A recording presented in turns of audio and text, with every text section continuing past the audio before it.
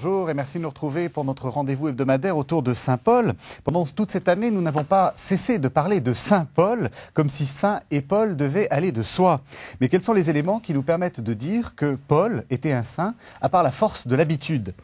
Pour répondre à cette question un peu provocatrice, j'ai le plaisir de recevoir quelqu'un que vous connaissez bien si vous êtes un fidèle des offices de catéo, le père Pierre-Marie Delfieux. Bonjour. Bonjour. Vous êtes le prieur général des fraternités monastiques de Jérusalem et le fondateur de ces fraternités monastiques. Alors, vous avez, quand on en a parlé là de cette émission, de vous faire venir, vous m'avez dit j'aimerais parler de la sainteté de Saint Paul, et vous voulez commencer en disant que Paul c'était un juste.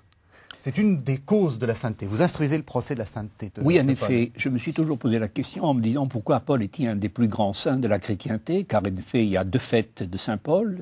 Sa fête le 29 juin, la conversion de Saint Paul, et puis la dédicace de la basilique qui lui est consacrée. Et en réfléchissant, il m'a semblé qu'il y avait au moins 10 causes de canonisation. Et la première, c'est qu'il est un juste. Mais un juste, si vous voulez, c'est quelque chose qui est très en honneur dans le judaïsme, le fameux tzaddik. Jésus est le juste, nous dit saint Pierre. Par définition, Joseph, on dit qu'il était juste. C'est donc vraiment une grande figure de la sainteté.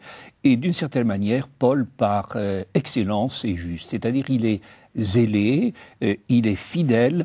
C'est vraiment un parfait observateur de la loi. L'expression est d'ailleurs de lui. On peut dire que c'est un pharisien intègre. Mais c'est un pharisien, c'est très beau, sans pharisaïsme. Et il y a là quelque chose d'assez étonnant, en effet.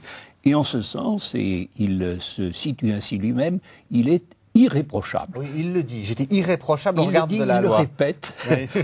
Et puis, il le dit dans la vérité, parce que l'humilité de Paul, c'est la vérité. Et il reconnaît cela.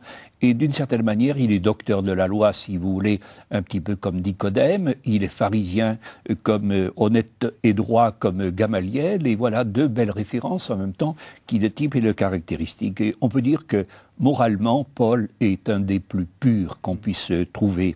Et je dirais le terme même de pharisien. Pharisien, c'est voilà, séparé.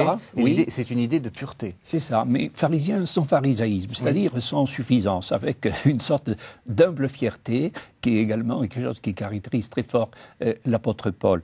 Et de ce point de vue, on peut dire qu'il va rester cela en passant, et quel passage, eh bien, du judaïsme au christianisme successivement, et puis de la voie persécutée, la voie qu'il persécutait, c'était la voie qu'il jugeait sectaire, le christianisme naissant, à la voie qu'il va suivre avec grande fidélité, le christianisme qu'il va épouser. Donc, ça nous fait une deuxième cause.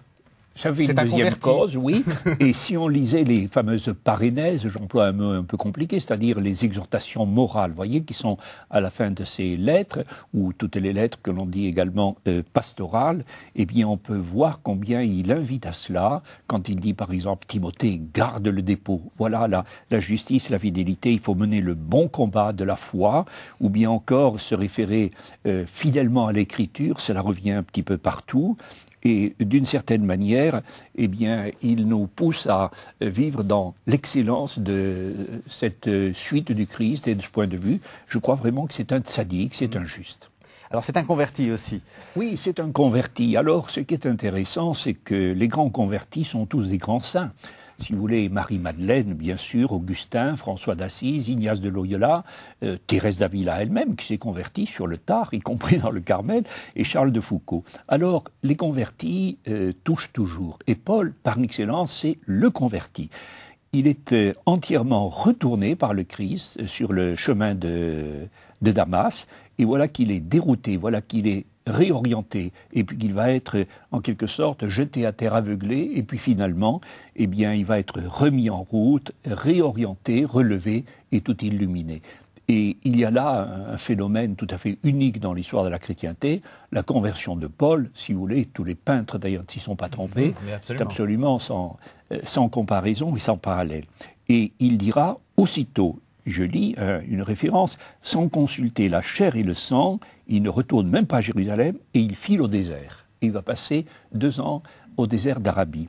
Ce qui veut dire que ce converti, qui va rester pleinement fidèle à l'appel initial, va, je dirais, tout au long de sa vie, en quelque sorte, reconvertir le premier pas, le premier moment.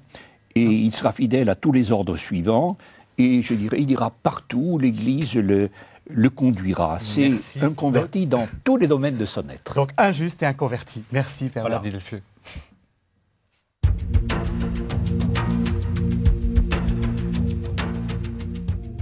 Tout de suite,